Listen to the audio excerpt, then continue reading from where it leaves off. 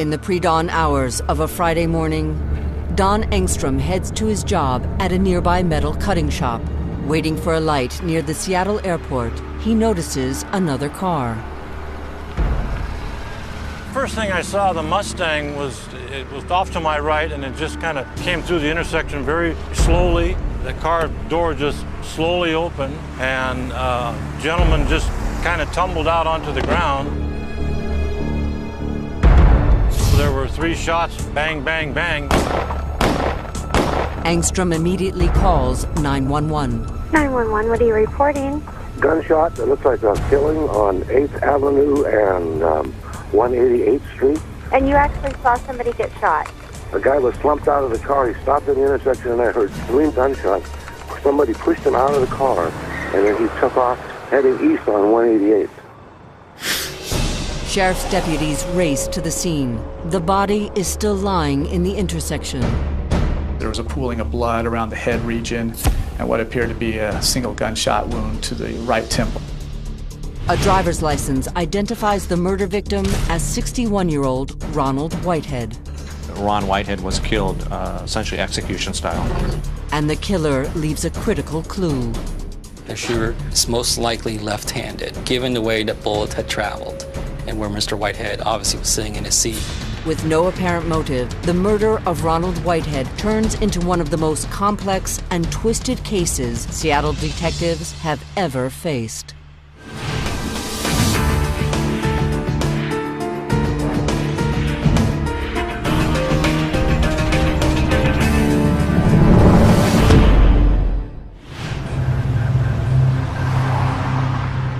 At a busy rush-hour intersection, King County Sheriff's deputies struggled to secure the crime scene. We had several police cars all over here blocking off the intersection. We had deputies taping off the area.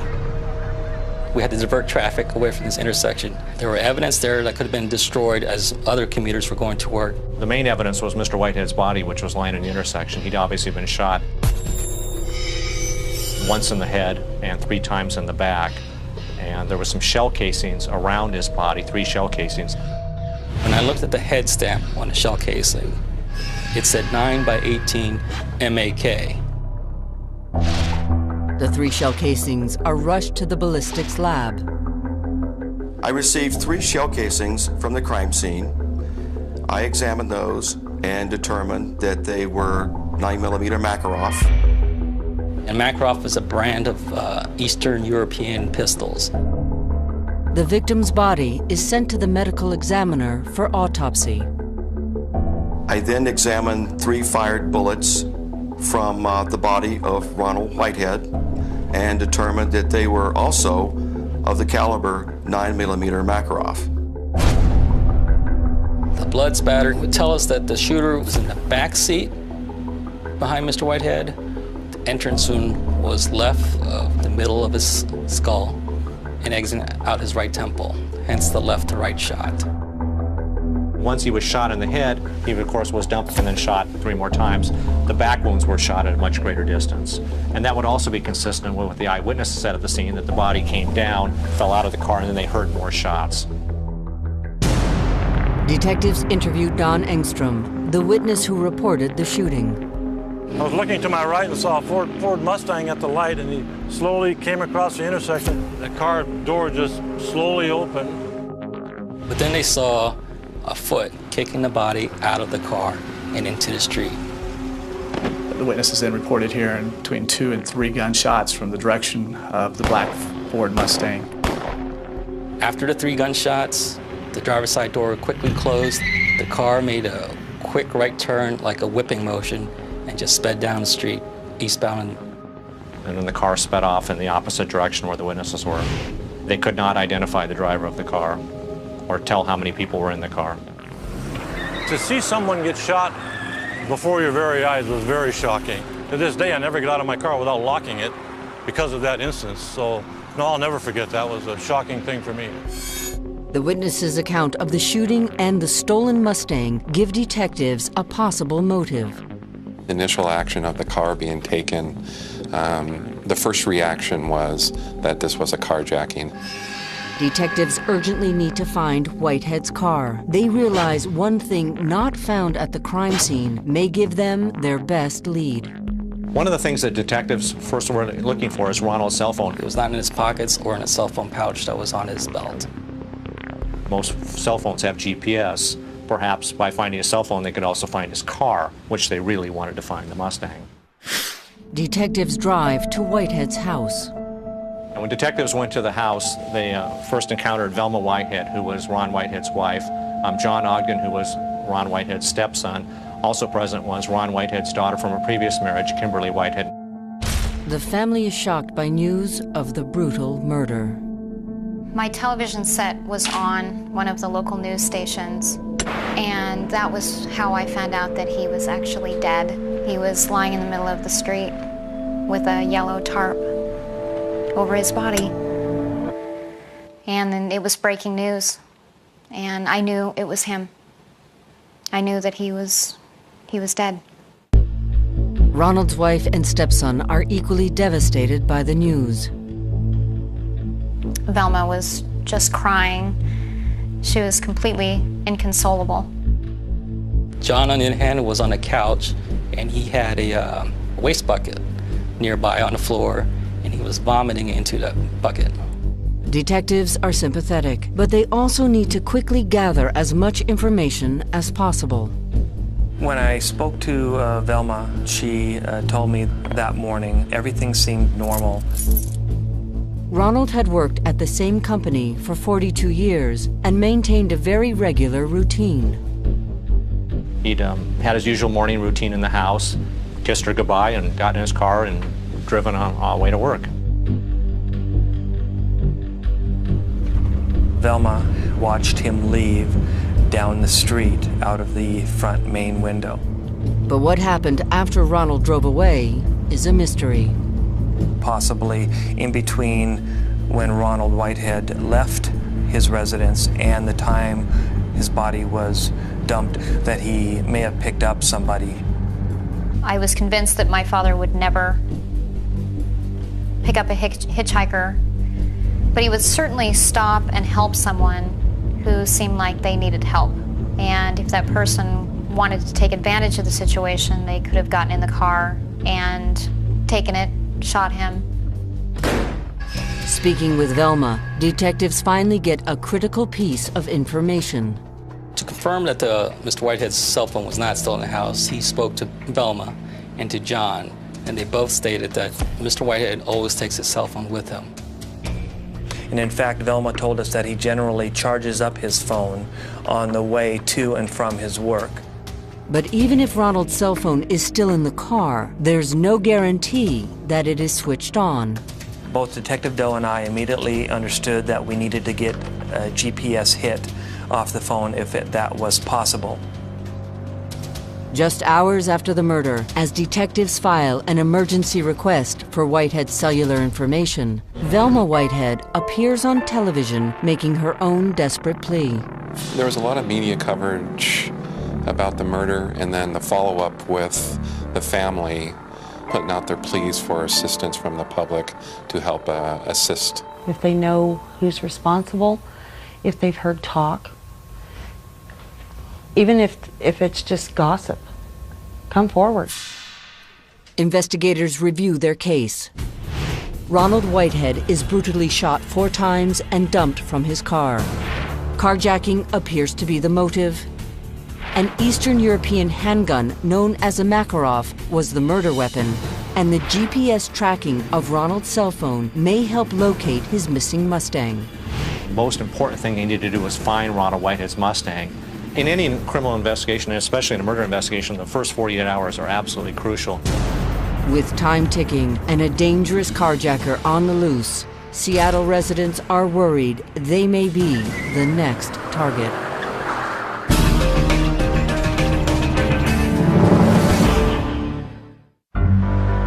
The carjacking and murder of 61-year-old Ronald Whitehead spreads fear through Seattle and the neighboring suburb of Des Moines. Des Moines is a sleepy little bedroom community. Very nice homes that trail along the water there of Puget Sound.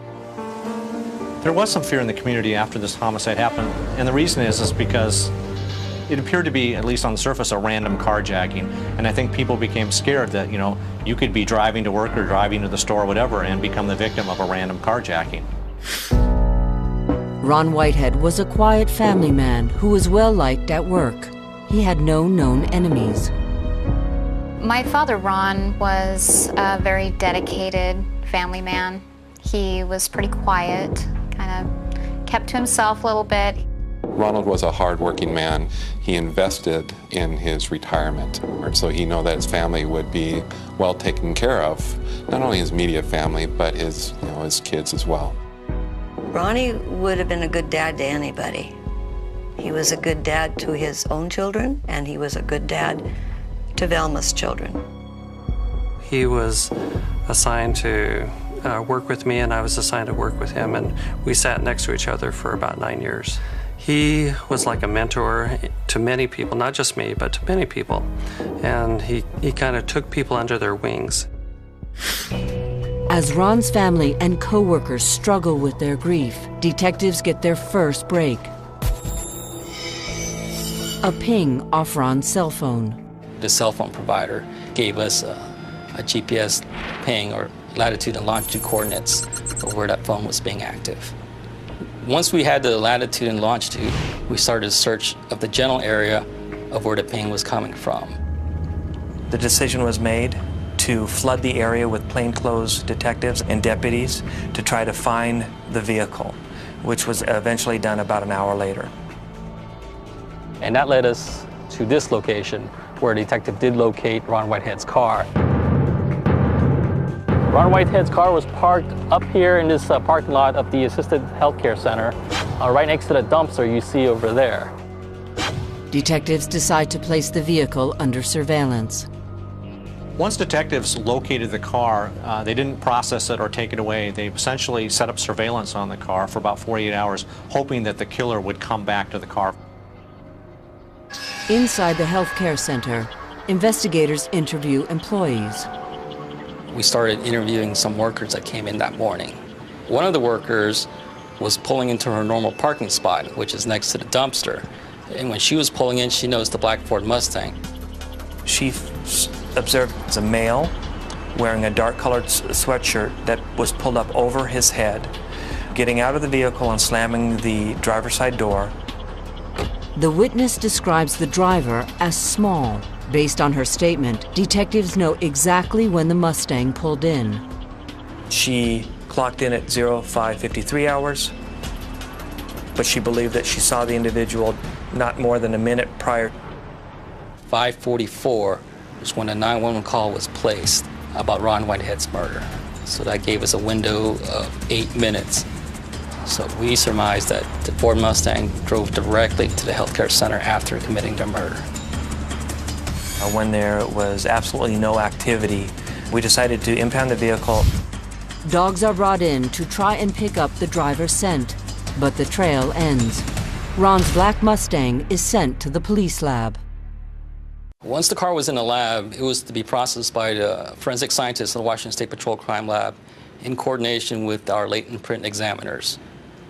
The Washington State Patrol processed the vehicle for any evidentiary value that may be found in it, to including hairs, fibers, trace evidence, possibly the weapon used, anything that would gain us information.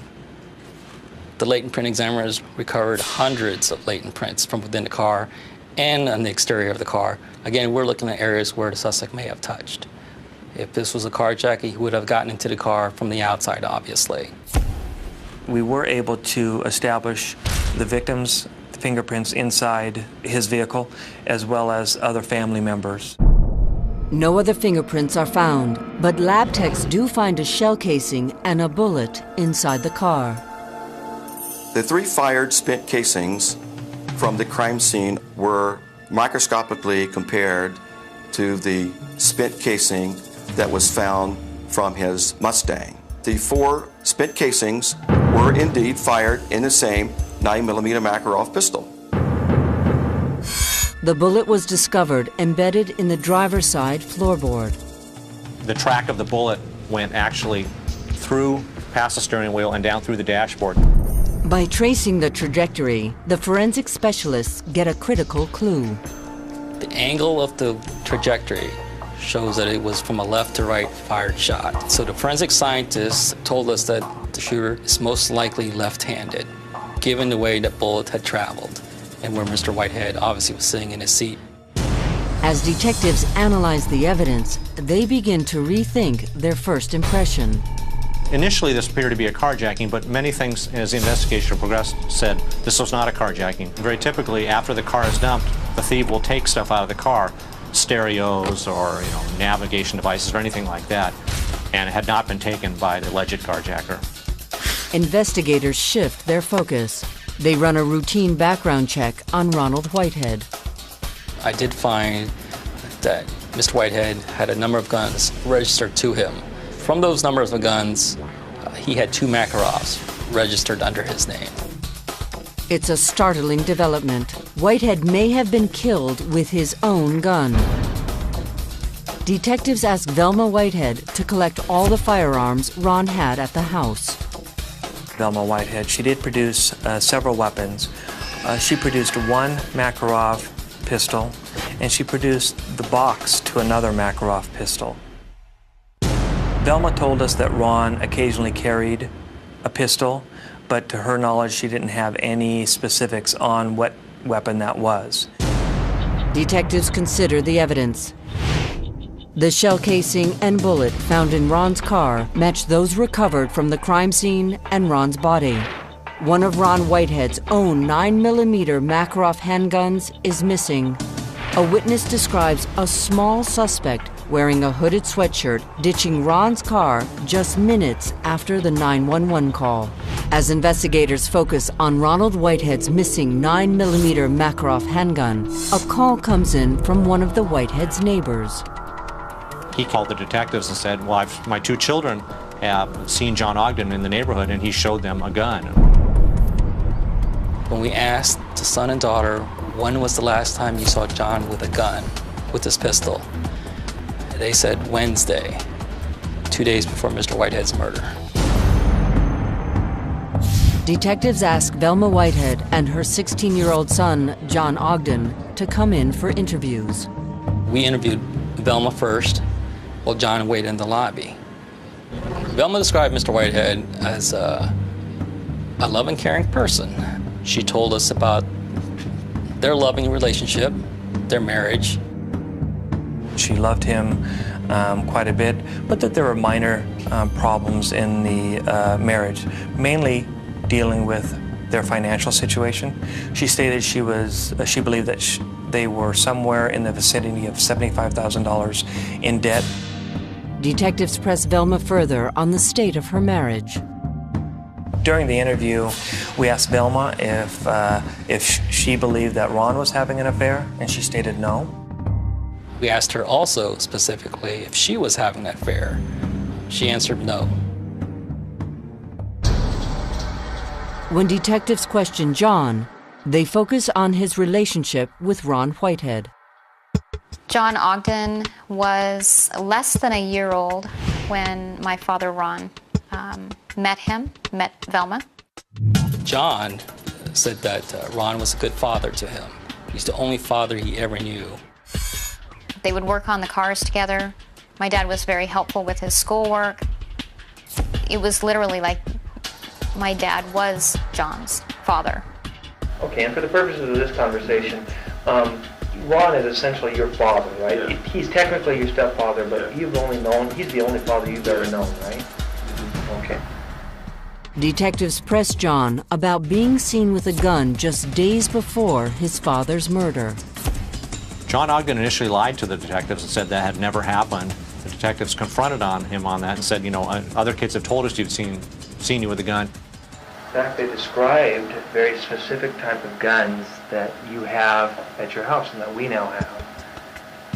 I've shown them the handguns, I know that. Okay, oh, so you did show them the handguns, okay. John did admit to us that he did have a pistol on that Wednesday before Mr. Whitehead's murder.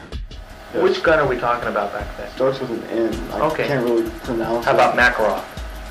Yeah, that sounds like it. John Ogden's stunning admission shifts the focus of the investigation.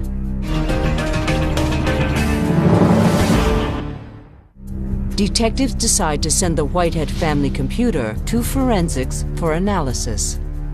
Someone tried to place an order for bullets.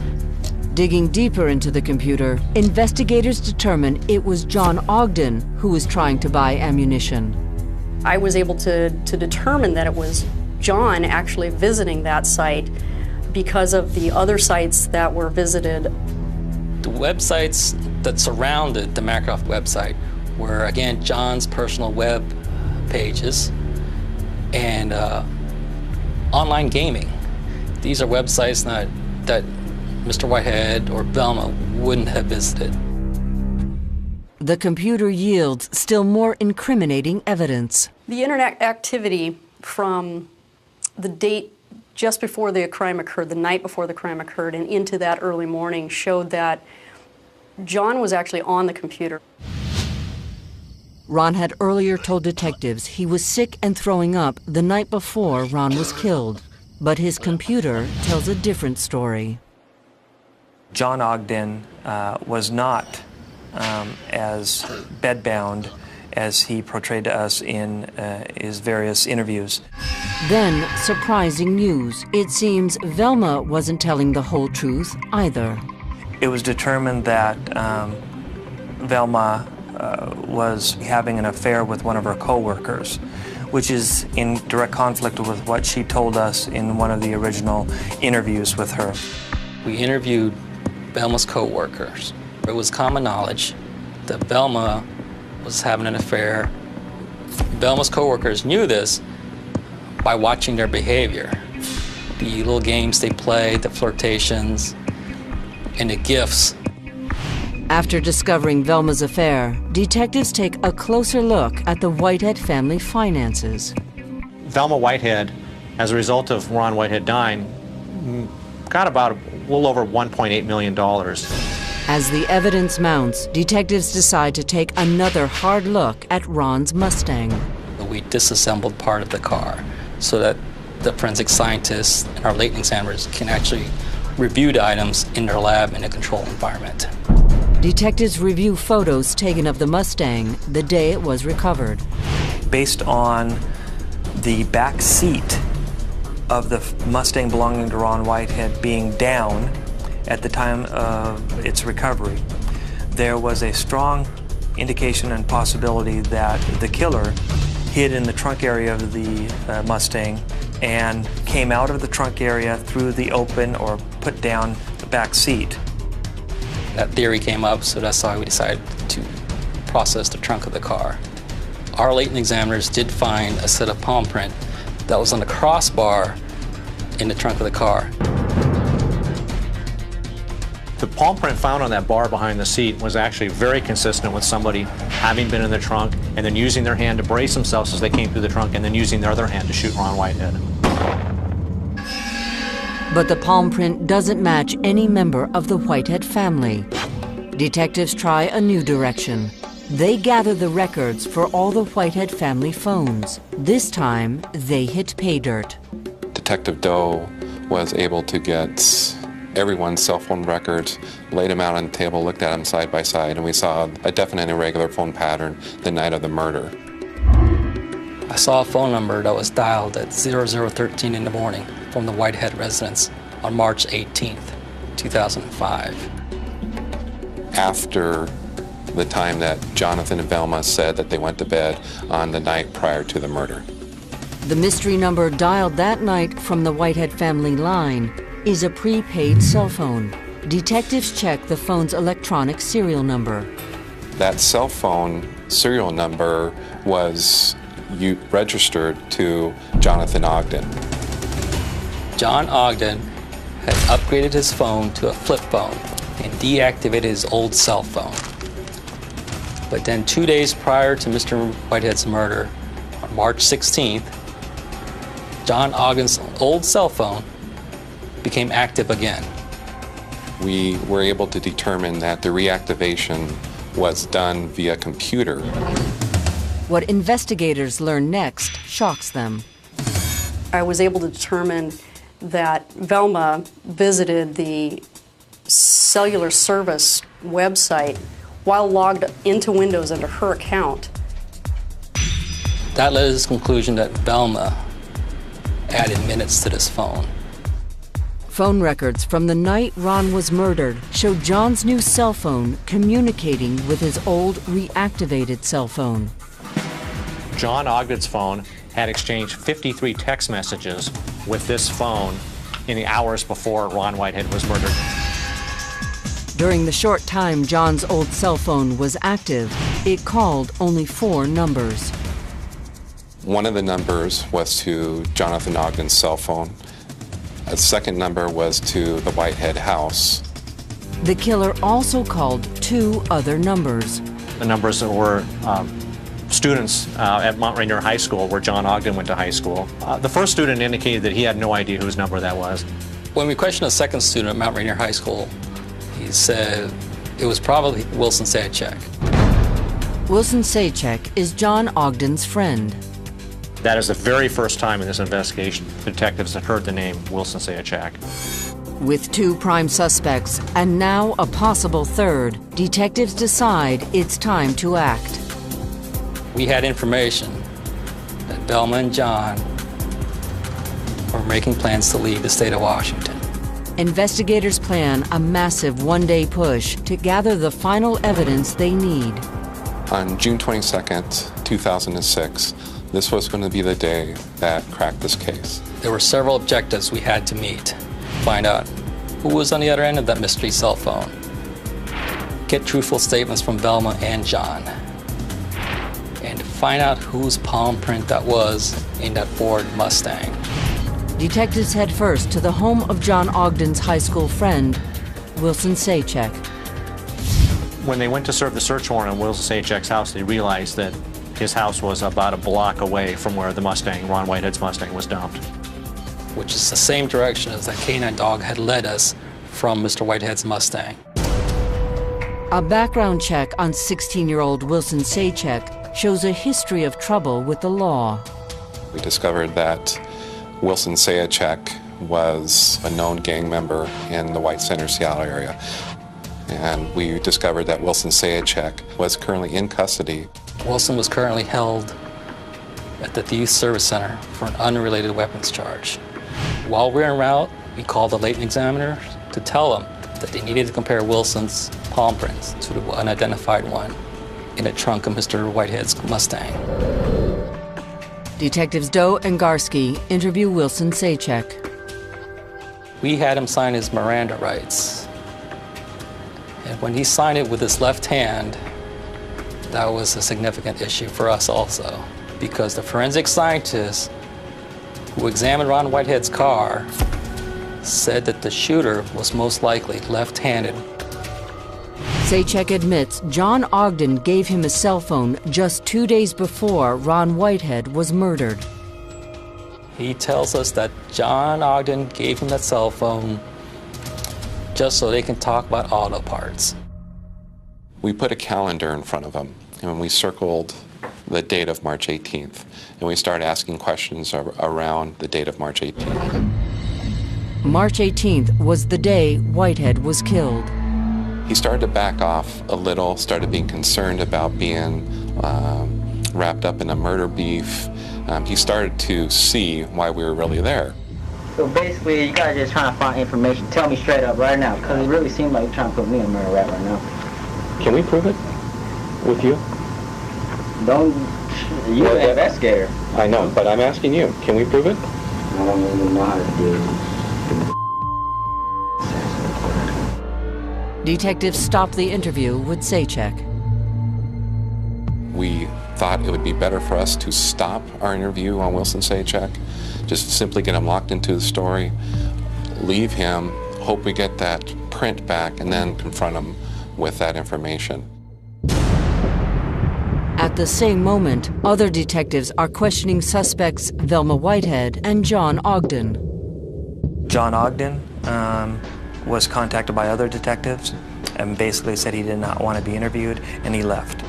Next up is Velma. During questioning, She blames Saychek for the murder and says her son was involved. I know that Wilson killed him, and I know that somehow my son is involved in this, but I don't know how, and I don't know how deep. I don't know if it was a planned murder or if it was just beat the snot out of him. Okay, go on. What happened? Something happened and they got off and panicked because he said that he was still moving. He said he shot him 3 times in the back. Velma carefully avoids implicating herself. Velma did not give any information to how she participated in this plan. Velma was allowed to leave the Regional Justice Center. Not knowing where John Ogden was, detectives followed her to a nearby 7-Eleven store where John was waiting. Got out of the car, grabbed John Ogden, and handcuffed him. He said he wanted to talk to his mother. We said no, and took him back to the Regional Justice Center. Under pressure, John Ogden also starts to talk. He ultimately does admit to having knowledge of the murder. John told me Velma was unhappy. She wanted a divorce, but not to get divorced, is the way he put it. He then recruited Wilson as somebody he felt could do violence and maybe could help his mom out. Then, while detectives Doe and Garsky are on their way to re-interview Wilson Saychek, they get the news they're looking for. The latent print lab called, and they said it was a match. Wilson's right palm print was the one in the crossbar in the trunk of Ron Whitehead's car. It was a positive match. There was no mistake about it. We went back for the second interview of Wilson Saychek. My interview strategy with him was to let him know that we're interested in the people that plan this and have the most to gain. And this line of questioning seemed to work with Wilson. So you're saying if I was there, I knew this from the beginning. You are trying to put me in jail. Don't lie to me. You know how I jailed up. So I need to know if you're a cold-blooded killer. I'm not, dude. I'm serious. Listen, I want to go after the people that are responsible for it the most. You are a pawn in this. They played you. And they are handing you up on the silver platter. They played you. I was in it for a quick run, man. I need to know. You're the You're the Confronted with his palm print being found in the trunk and the phone evidence, Saychek tells detectives the full story of the hours leading up to Ronald Whitehead's murder. He and John surfed on the internet until 3:18. Because at 3:18, Mr. Whitehead was waking up. That's why they got off the internet. Wilson Saychek went to the garage and hid in the garage. While he was waiting in the garage, Velma Whitehead came down and provided Wilson with a pair of gloves. Wilson said he did not wear those gloves. John had provided him a Makarov 9x18 millimeter gun. The night before the murder, that's when the 53 text messages are exchanged between John and Wilson. Essentially, John saying, Ron's doing this, Ron's doing that, he's coming down the garage, he's in the shower, all the things telling Wilson at what point he needed to get in the trunk and hide. With his small stature, Saychek hid easily in the trunk.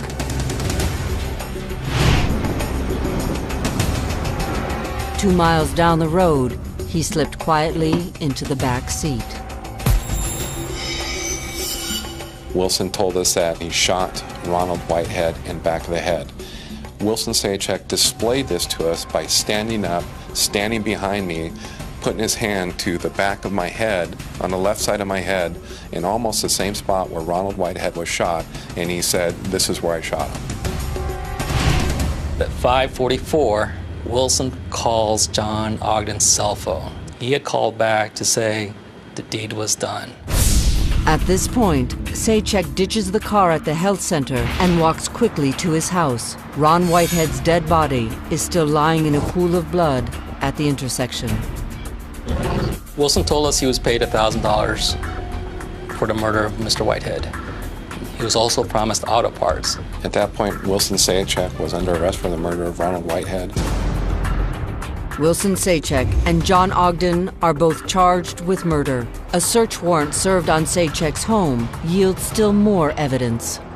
The detectives found a spare Makarov magazine, ammunition in a duffel bag for Makarov in his closet, and a gray hooded sweatshirt that he wore during Mr. Whitehead's murder.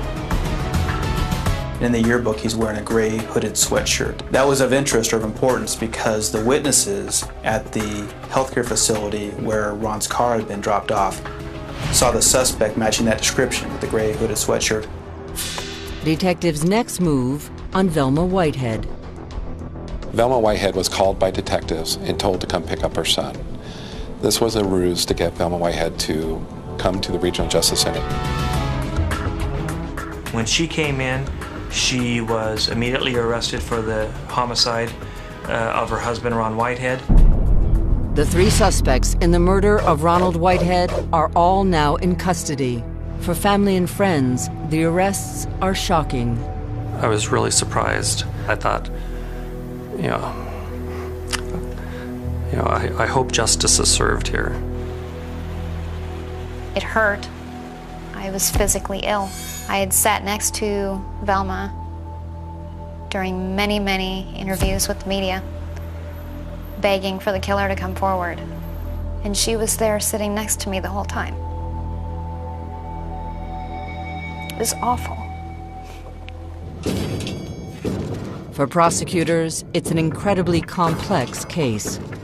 We have to convince 12 jurors of the importance of this evidence and how it makes these three people guilty. Will the jury believe such a shocking accusation that a woman and her son hired a hitman to kill her husband?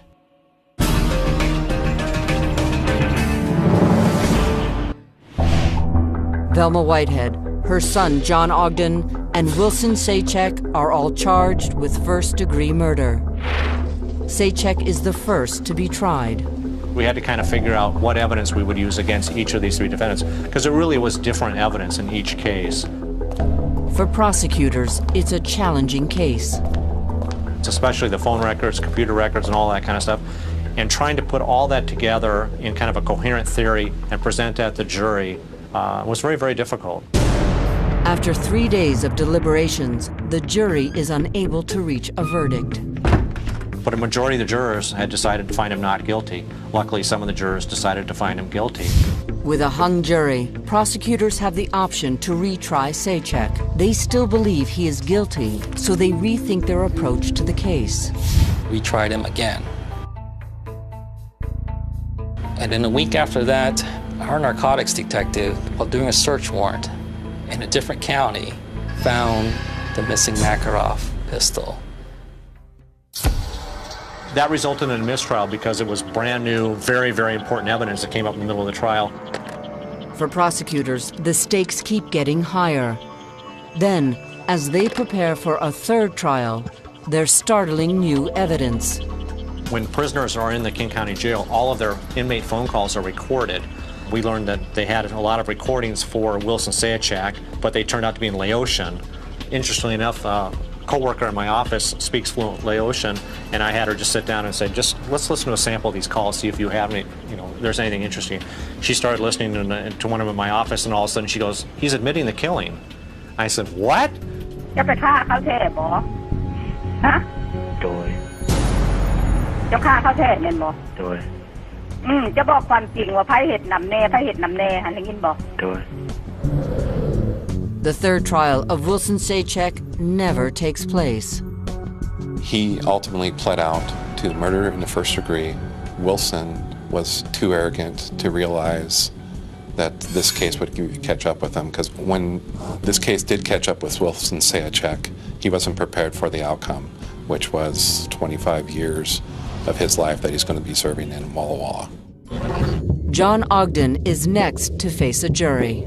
The trial for John was very hard because at the time I didn't want to think that he was capable of doing something like that. I was still picturing him as the little boy that he was when I really knew him, or what I thought I knew him. Learning from Wilson Saychek's first trial, prosecutors present dramatic visual evidence. We brought the Mustang into the courtroom and actually had the person who lifted the latent fingerprints demonstrate how she did that, and also used the person from the Washington State Patrol Crime Lab to demonstrate where the gun was that killed Ron Whitehead and how that person came from the back seat. The new strategy works. Jonathan was convicted of murder in the first degree with a weapons enhancement, and he too was sentenced to 25 years. When he was allowed to speak, he never said he was sorry that this was done. He thought it was a wrongful accusation, even to the end when he denied any involvement.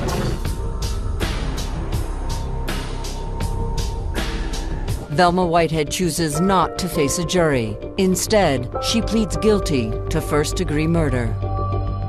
She was actually, again, making a tearful plea to the judge, asking for leniency. She was sobbing, almost like she was in front of the media camera again, asking for help. But we've seen that before. The judge was totally unsympathetic and actually added 2 years on to the sentence that she thought she was going to get. This was a cold-blooded murder. And all the duping that she did afterwards. The only thing I can hope is that Velma's health does not allow her to get out of jail and ever walk the streets as a free person. She received a sentence of 22 years. For detectives, the satisfaction lies in putting Ron Whitehead's killers behind bars.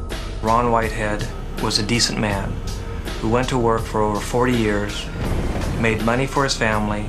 They didn't go without food, clothing, vehicles.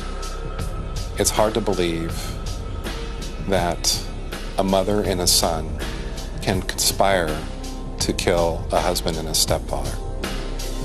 Velma Whitehead set this in motion, enlisted John, and eventually enlisted Wilson Saychek to kill Ron Whitehead. For all of them, the motive was simple greed. In most cases of domestic murder, you always find a story of betrayal and greed, and this is exactly what that was. Velma used her young son and ruined his life in the process, and the life of this young boy, Wilson Saychek, who was only 16 at the time, lured them with money and gifts so that she could profit from her husband's death. After 42 years of service, Ronald's co-workers still miss their mentor. I got an email from a co-worker the other day. I think about him often. He was a good person, and there are a lot of people that miss him. For family members, it's the tragedy of a loved one lost forever. And I will always miss him, but I'm always going to remember him as just my sweet, young, loving brother. Just really sweet and caring. I do sometimes think about the parts of my dad's life that he's never going to experience. He will never be able to walk me down the aisle. But Kimberly has made sure that Ronald Whitehead will always be remembered as her father, not Velma's husband.